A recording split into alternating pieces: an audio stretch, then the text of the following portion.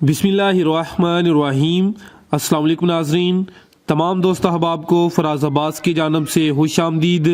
दोस्तों, आज की ये वीडियो गोट फार्मिंग के हवाले से बहुत कीमती और अहम है। मैं एक छोटे से 7 माह पहले शुरू होने वाले दोगली बकरियों के फार्म पर मौजूद हूँ। आज की इस वीडियो में बकरियों की खरीदारी के हवाले से मालूम किया जाएगा, कहाँ से खरीदी, कितने में खरीदी, इनको खुराक में क्या क्या खिलाते हैं, सर्दियों में इनकी क्या एहतियाती तदाबीर करते हैं, इनके अखराजात क्या हैं, ये क्या नफ़ा दे जाएंगी, इनके बच्चे देने की क्या रेशो है। गोट फार्मिंग के मतलब एक मुकम्मल तफसीली इंटरव्यू किया जाएगा। वीडियो को मुकम्मल लाजमी देखें, वीडियो को लाइक करें, शेयर करें और हमारे चैनल को सब्सक्राइब कर लें। तो चलिए स्टार्ट करते हैं आज का अपना ये इंटरव्यू। अस्सलाम वालेकुम। वालेकुम अस्सलाम। सर की हाल है? अल्हम्दुलिल्लाह, अल्लाह दा शुक्र। की ना है जनाब दा? मोहम्मद यूसुफ। यूसुफ साहब, किन्ना अरसा पहले तुसी यह गोट फार्म शुरू किया है? कोई 7 महीने पहले। माशाल्लाह, किन्ने जानवरों तो शुरू किया जी? 15 तो। ते इस टाइम किन्ने ने? इस टाइम 18। माशाल्लाह, 3 जानवरों का इजाफा होया है। अल्हम्दुलिल्लाह। किन्नियां बकरियां सुइयां ने? बकरियां 2 सुइयां। दो ने 3 बच्चे दिते ने, एक ने 2 ते एक ने एक दिता। ते इस टाइम किन्नियां बकरियां सून वालियां ने? सून वालियां इस टाइम 5 जे गब्बन। माशाल्लाह, तुहाडे कोल केड़ी नस्ल दियां बकरियां ने? साढ़े कोल सारियां तकरीबन दोगलियां बकरियां ने, एक है देसी है, वो हाले बच्चा है। ज्यादा दोगलियां ते एक देसी। ए की वजह कि तुसी ज्यादा दोगलियां रखियां ने ते देसी सिर्फ एक ही रखी है? दोगलियां है कि छेती सूर रहिंदियां ते देसी जेहड़ी है वो साल बाद सुंदी है।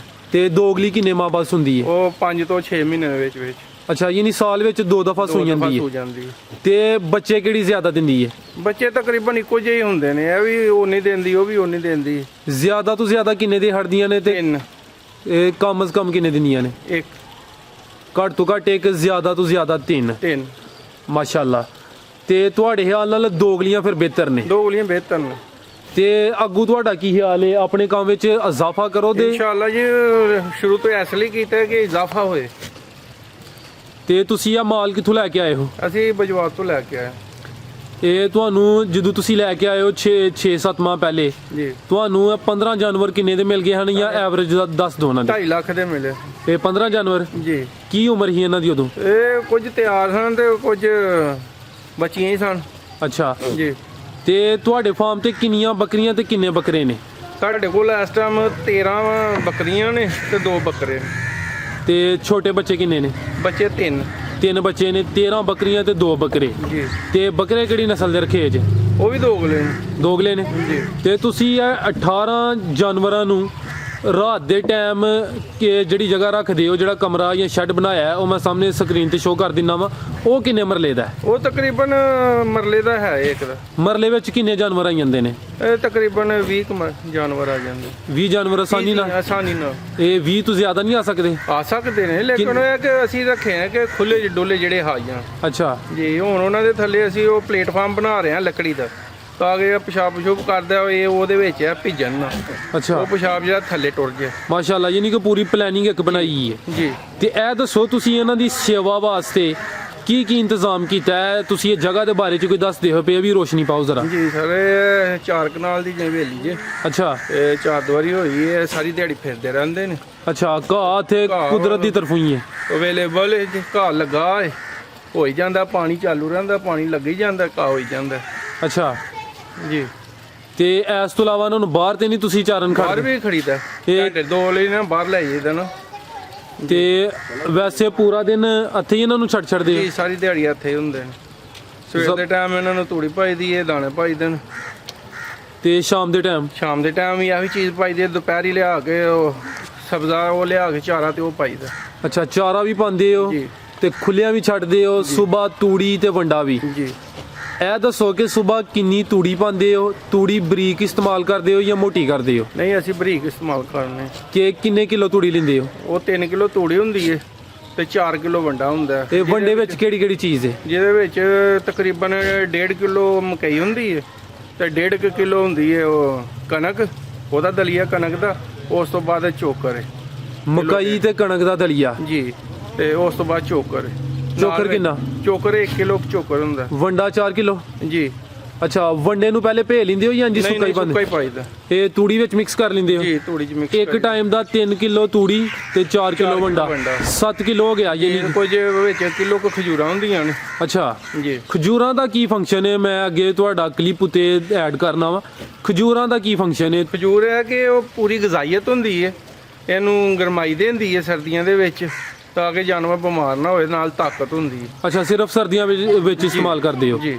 ਤੇ ਖਜੂਰ ਹੈ ਜਿਹੜੀ ਤੁਸੀਂ ਕਿੰਨੀ ਦੱਸੀ ਕਿਲੋ ਹਾਂ ਕਿਲੋ ਇਹ ਕਿਹੜੀ ਕਿੰਨੇ ਰੁਪਏ ਕਿਲੋ ਮਿਲਦੀ ਜੇ ਇਹ ਕੋਈ 60 ਰੁਪਏ ਕਿਲੋ ਯਾਰ ਅੱਛਾ 60 ਰੁਪਏ ਕਿਲੋ ਵੇ ਇਹ ਤੁਸੀਂ ਤੂੜੀ ਜਿਹੜੀ ਹੈ ਤੂੜੀ ਕਿੰਨੇ ਰੁਪਏ ਕਿਲੋ ਵੇ ਤੂੜੀ 30 ਰੁਪਏ ਕਿਲੋ 90 ਰੁਪਏ ਦੀ ਤੂੜੀ ਹੋ ਗਈ ਇੱਕ ਟਾਈਮ ਦੀ ਜੀ। ਤੇ ਵੰਡਾ ਕਿੰਨੇ ਰੁਪਏ ਕਿਲੋ ਪੈਂਦਾ ਹੈ ਵੰਡਾ 60 ਰੁਪਏ ਕਿਲੋ 60 6 ਚੌਕੇ 24 240 ਦਾ ਹੋ ਗਿਆ ਜੀ। ਅਸੀਂ ਅੱਗੇ ਤੂੜੀ ਤੇ ਵੰਡੇ ਦਾ ਹਿਸਾਬ ਲਾਇਆ ਸੀ ਇੱਕ ਜਾਨਵਰ ਇੱਕ ਟਾਈਮ 22 ਰੁਪਏ ਦਾ ਜਿਹੜਾ ਨਾ ਇਹ ਮਾਲ ਖਾਈ ਜਾਂਦਾ ਹੈ ਆ ਤਕਰੀਬਨ ਤੇ ਇਹ ਜਿਹੜਾ ਖਜੂਰਾਂ 60 ਰੁਪਏ ਦੀਆਂ ਸਵੇਰ ਤੇ 60 ਰੁਪਏ ਦੀਆਂ ਸ਼ਾਮੀ ਜੀ ਯਾਨੀ ਕਿ ਇੱਕ ਜਾਨਵਰ ਤਕਰੀਬਨ 50 ਰੁਪਏ ਚ ਤੁਹਾਨੂੰ ਪੈ ਜਾਂਦਾ ਹੈ। ਜੀ। ਤੇ ਜਿਹੜੇ ਛੋਟੇ ਬੱਚੇ ਨੂੰ ਸਿਰਫ ਦੁੱਧ ਪੀਂਦੇ ਨੇ ਜਾਂ ਉਹ ਵੀ ਖਾਂਦੇ ਨੇ ਨਹੀਂ ਚੀਜ਼ਾਂ ਉਹ ਵੀ ਹੁਣ ਲੱਗੇ ਨੇ ਮੂੰਹ ਮਾਰਨ, ਲੇਕਿਨ ਦੁੱਧ ਹੀ ਪੀਂਦੇ ਰਹਿੰਦੇ ਨੇ, ਅਸੀਂ ਕਦੀ ਬੰਨੇ ਨਹੀਂ ਅੱਛਾ ਦੁੱਧ ਹੀ ਪੀਂਦੇ ਰਹਿੰਦੇ ਨੇ। ਜੀ। ਉਹਨਾਂ ਦੁੱਧ ਹੀ ਪੀਣਾ, ਅਸੀਂ ਦੁੱਧ ਵੇਚਦੇ ਨਹੀਂ ਨਾ, ਇਹ ਬੱਚਿਆਂ ਲਈ ਰੱਖਿਆ। ਤੇ ਅੱਗੂ ਤੁਹਾਡਾ ਕੀ ਪ੍ਰੋਗਰਾਮ ਹੈ ਬੱਕਰੀਆਂ ਰੱਖਣ ਦਾ ਉਹਨਾਂ ਦੇ ਬੱਚੇ ਸੇਲ ਕਰੋਦੇ ਜਾਂ ਦੁੱਧ ਸੇਲ ਕਰੋਦੇ ਨਹੀਂ ਨਹੀਂ ਅਸੀਂ ਬੱਚੇ ਸੇਲ ਕਰਾਂਗੇ। ਇਹ ਕਿੰਨੇ ਦੁੱਧ ਮਹੀਨੇ ਤੇ ਜਾਂ ਕਿੰਨੇ ਦਿਨ ਦੇ ਬੱਚੇ ਤੁਸੀਂ ਸਹੀ ਤਿਆਰ ਕਰਕੇ ਸੇਲ ਕਰੋਦੇ ਹਾਂ ਇਨਸ਼ਾਅੱਲਾ ਈਦ ਤੇ ਈਦ ਤੇ ਤੂੰ ਇਹ ਜਿਹੜਾ ਬੱਚਾ ਹੈ ਉਹ ਕਿੰਨੇ ਮਹੀਨੇ ਜਾਂ ਕਿੰਨੇ ਸਾਲ ਦਾ ਸੇਲ ਹੁੰਦਾ ਹੈ ਉਹ ਤਕਰੀਬਨ ਸਾਲ ਤੋਂ ਵੱਡਾ ਹੋਇਆ ਫੇਰ ਹੀ ਇਹ। ਤੇ ਸਾਲ ਤੋਂ ਵੱਡਾ ਜਾਨਵਰ ਕਿੰਨੇ ਦਾ ਸੇਲ ਹੋਈ ਇਹਦਾ ਉਹ ਤਕਰੀਬਨ ਕੋਈ 30,000 ਦਾ 30-35 ਦਾ ਇਹ ਜਿਹੜਾ ਦੋਗਲਾ ਹੈ ਜੀ। ਤੇ ਅਗਰ ਦੇਸੀ ਹੋਏ ਤੇ ਉਹ ਦੇਸੀ ਤਾਂ ਫਿਰ 60-70 ਤੱਕ ਜਾਂਦੇ ਨੇ ਉਹਦਾ ਜ਼ਿਆਦਾ ਰੇਟ ਮਿਲਦਾ ਹੈ ਜੀ। ਜਾਨਵਰਾਂ ਨੂੰ ਕੋਈ ਬਿਮਾਰੀ ਵਗੈਰਾ ਤੇ ਨਹੀਂ ਆਈ ਨਹੀਂ ਨਹੀਂ ਫਿਲਹਾਲ ਤੇ ਕੋਈ ਵੀ ਨਹੀਂ ਆਏ, ਅਲਹਮਦੁਲਿਲਾ ਹਾਲੇ ਤੇ ਬੱਚਤ ਹੀ। ਅੱਲਾਹ ਪਾਕ ਕਰਮ ਕਰੇ ਹਾਂ। ਤੇ ਆਮ ਰੂਟੀਨ ਵਿੱਚ ਇਹਨਾਂ ਨੂੰ ਕੋਈ ਮਸਾਲਾ ਮਿਰਚ ਮਸਾਲਾ ਦਿੰਦੀ ਹੋਵੇ ਹਾਂਜੀ ਉਹ ਕੋਈ 15 ਦਿਨਾਂ ਬਾਅਦ ਪਿਆਜ਼ ਕੁੱਟ ਦਈਦਾ, ਵਿੱਚ ਹਰੀਆਂ ਮਿਰਚਾਂ ਅਨਾਰਦਾਨਾ, ਤਾਂ ਕਿ ਇਹਨਾਂ ਦਾ ਹਾਜ਼ਮਾ ਸਹੀ ਰਹੇ।